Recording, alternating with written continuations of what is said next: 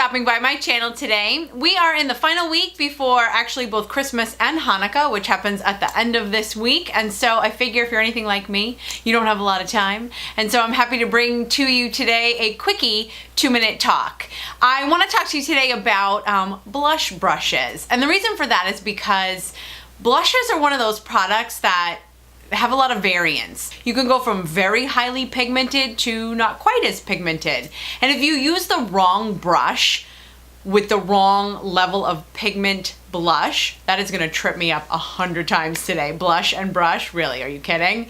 Anyway, if you use the wrong kind of blush brush with the wrong kind of blush, then you might wind up kind of ruining your application. Because, for example, if you use a very dense brush with a highly pigmented blush, then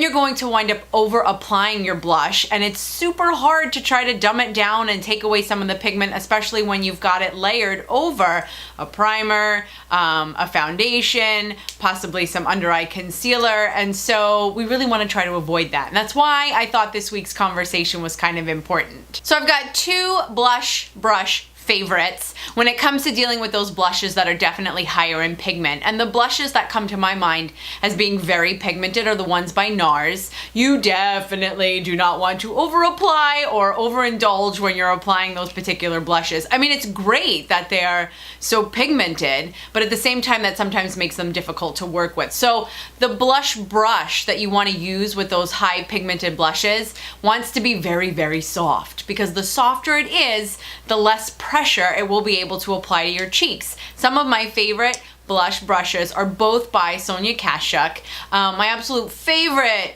major pigment blush brush is the Sonia Kashuk number 29 blush brush.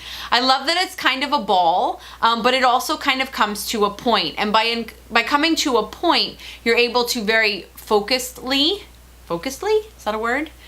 You're able to focus your blush application on your cheek, whether it's to the apples or whether it's to the entire cheek area. But it's also a fairly decent sized brush so that you're not only applying blush in just a very concentrated area. Do you see what I mean? So it's a nice balance between being able to focus and being able to softly blend onto your cheek. This brush runs about $18 and is available at Target. If you're on a budget and don't want to spend that much, my other favorite blush brush for high pigment is also by Sonia Kashuk, and it's about $8 or $9. This is the number 123 brush.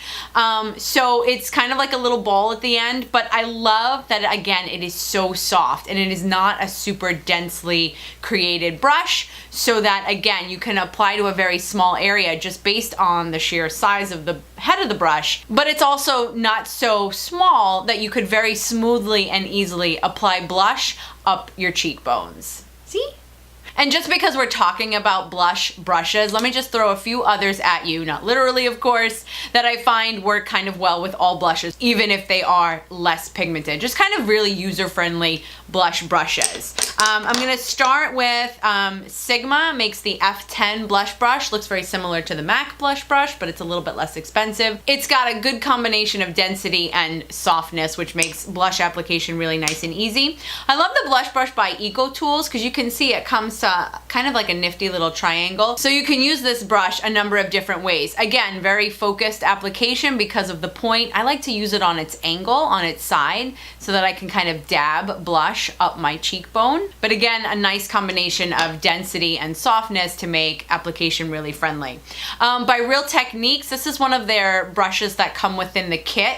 I'll list the kit as well down below, but this is the multitasking brush, and although apparently you can use it for a variety of different tasks, I enjoy using it for blush.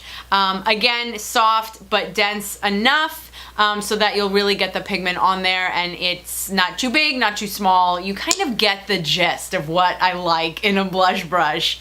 And then just to vary it up a little bit, by Morphe, there's the E4 brush. This is kind of the angled blush brush. You could also use this one for contour, by the way, or if you're kind of trying to get along the side of your nose, an angled brush works well for that.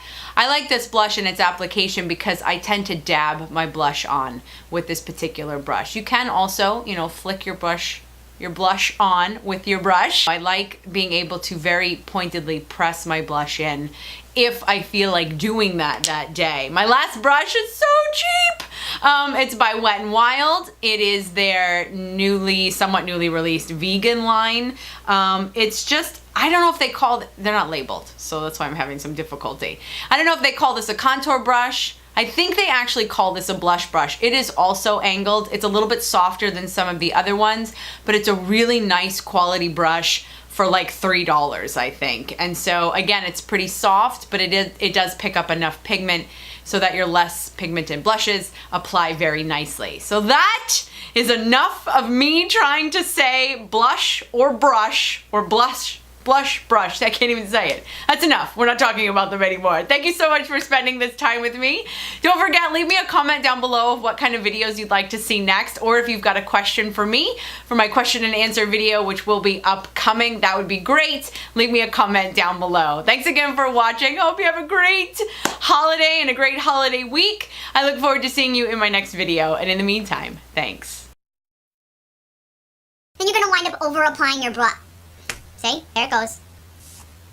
It's also by Song. So you can use this brush. But it's also not so tiny that you couldn't very nicely and very smoothly apply brush. Just for the record, by the way, I am very well aware that today's 2-minute talk was about 5 times that length. I know, okay? I know, it's a character flaw. I cannot seem to listen to my own self.